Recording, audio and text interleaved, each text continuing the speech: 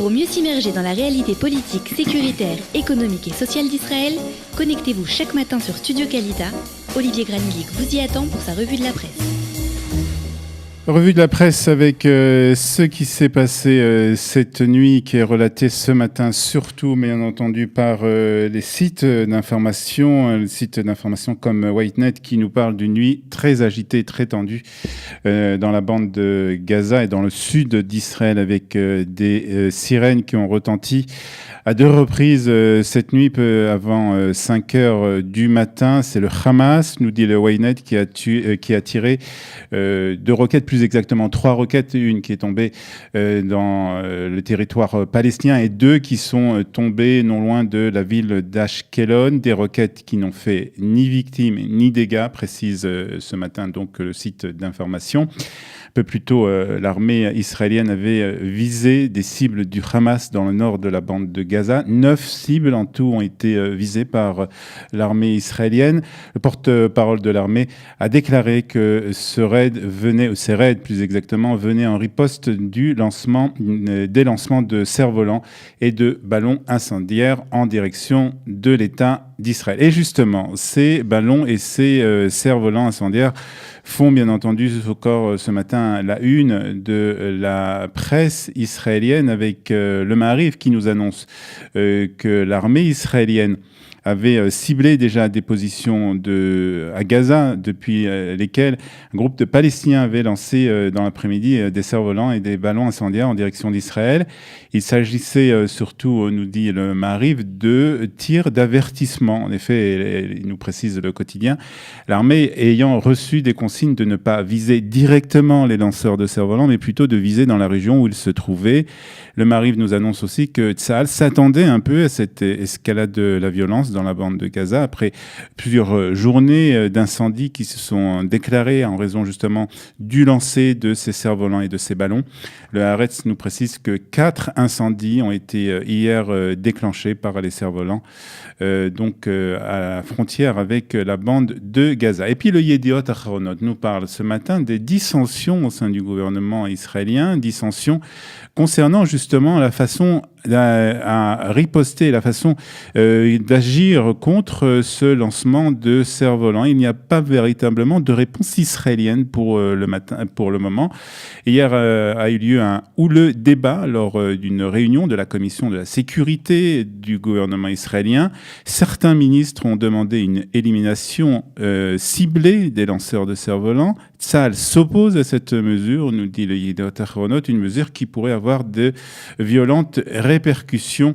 C'est ce qu'on apprend donc en lisant ce matin le Yediot Aharonot. Et puis en lisant le Maariv de ce matin, on apprend que le Shin Bet, le service de sécurité intérieure israélien, a démantelé conjointement avec l'armée israélienne ces derniers mois une cellule terroriste du Hamas, une cellule qui a été créée en Judée-Samarie. Elle avait planifié des attaques de grande envergure en Israël. C'est ce que nous précise ce matin le Maariv. La cellule terroriste opérant depuis la ville de Naplouse, donc en Samarie, était composée d'une vingtaine de membres, vingtaine de Palestiniens qui ont été arrêtés. Nous avons évité des attentats graves, ce qui a permis de sauver des vies humaines. C'est ce que déclare un responsable du Shin Bet au Maariv ce matin. Et le Hamas tente de nous cibler depuis la bande de Gaza et de la Judée-Samarie. C'est la raison pour laquelle nous continuerons à maintenir le contrôle de sécurité sur toute la zone à l'ouest du Jourdain. C'est ce qu'a déclaré le Premier ministre sur son compte Facebook. Et puis le Israël Hayom ajoute aussi à ce sujet qu'une organisation terroriste syrienne a proposé $100 000, justement, $100 000 de récompense aux responsables de cette cellule, en contrepartie donc de la réalisation de ces attentats terroristes. C'est ce qu'on apprend donc en lisant le Israël Hayom concernant donc ce démantèlement de cette cellule terroristes. Puis le Yediot nous parle ce matin de la tension, une tension aussi qui est palpable en Judée-Samarie, ou plus exactement dans l'implantation de Kfar Tapouar. En effet, de violentes manifestations, nous dit le Yediot Ahronot, ont éclaté hier matin lors d'une opération d'évacuation de 10 points de peuplement illégal dans cette implantation. 11 officiers de la police ont été légèrement blessés, c'est ce qu'a déclaré un porte-parole de la police israélienne. Et puis du côté des manifestants, ce sont 5 habitants qui ont été blessés. La Cour suprême, nous rappelle le Yediot Ahronot, avait décidé en février 2017 qu'une partie de l'implantation de Tapouar Ouest, un quartier donc de cette ville, devait être détruit car il avait été construit sur des terres palestinienne privée. C'est ce qu'avait en tout cas déclaré la Cour suprême israélienne. Et puis mardi dernier, nous rappelle aussi le Yediot Ahronot, mardi dernier, ce sont les autorités israéliennes qui avaient évacué 15 maisons construites dans l'implantation de Netiv Avot à Éléazar dans le Gush Etzion, une décision qui avait été ordonnée en 2016 par la même Cour suprême. Une information reprise ce matin par l'ensemble de la presse israélienne, en particulier par le journal Haaretz. Sera-t-il bientôt interdit de filmer les soldats en service, les soldats de l'armée israélienne? Hier, une commission parlementaire a discuté d'un projet de loi demandant l'interdiction de filmer les soldats de l'armée israélienne en service, notamment lors d'affrontements avec des Palestiniens. C'est ce que nous apprend ce matin le quotidien Haaretz. Ce texte controversé, nous dit le journal, a été déposé par le parti Israël Beitenou et son dirigeant, Avigdor Lieberman.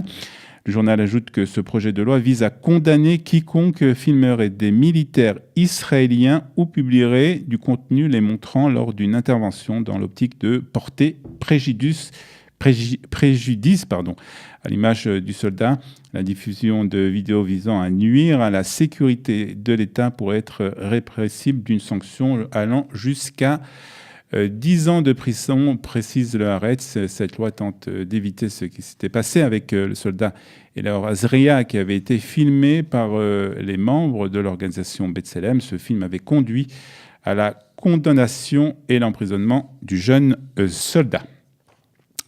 Et puis, bonne nouvelle dans les colonnes d'Israël Hayom, bonne nouvelle de l'état de santé de Shuvah Malka, cette jeune adolescente qui avait été grièvement blessée lors d'une attaque à l'arme blanche la semaine dernière dans la ville de Afula, un état de santé qui s'améliore de jour en jour, nous dit le Israël Hayom. Merci au maître de l'univers qui a fait un grand miracle, qui nous a fait un grand miracle, a déclaré la jeune fille depuis son lit d'hôpital. Une photo d'ailleurs de Shuvah Malka dans le Israël Hayom depuis son lit d'hôpital est publiée ce matin pour nous montrer qu'elle va mieux.